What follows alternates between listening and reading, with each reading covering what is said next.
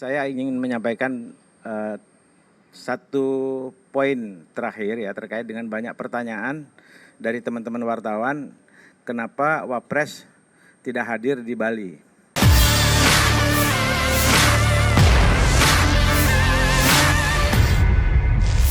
Perhelatan konferensi tingkat tinggi atau KTT G20 Bali sudah berakhir, namun euforia masih terasa hingga kini.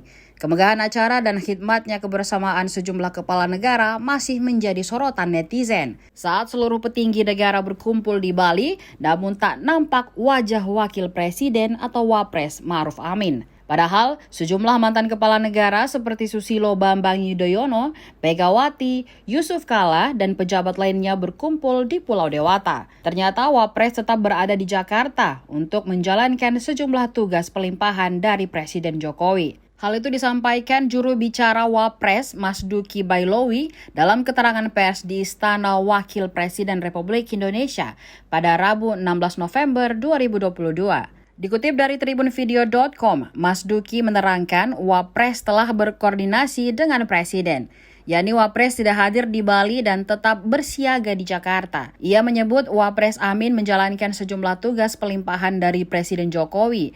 Mas Duki mencontohkan Wakil Kepala Negara rencananya akan terbang ke Semarang pada Kamis 17 November 2022. Di sana Wapres menghadiri ajang Halal 20. Ia juga menilai jika Presiden dan Wapres hadir dalam satu tempat, maka akan merepotkan banyak orang. Hal ini lantaran pengamanan meski lebih ketat, sehingga Wapres tidak hadir di KTT G20 Bali. Untuk itu, orang nomor 2 di Indonesia tersebut tetap berada di Jakarta.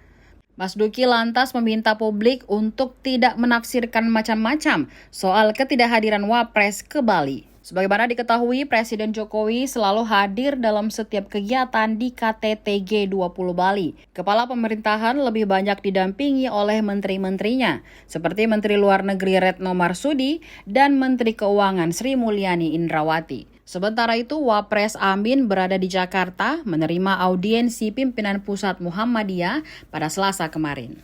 Saya ingin menyampaikan satu poin terakhir ya terkait dengan banyak pertanyaan dari teman-teman wartawan, kenapa Wapres tidak hadir di Bali gitu ya.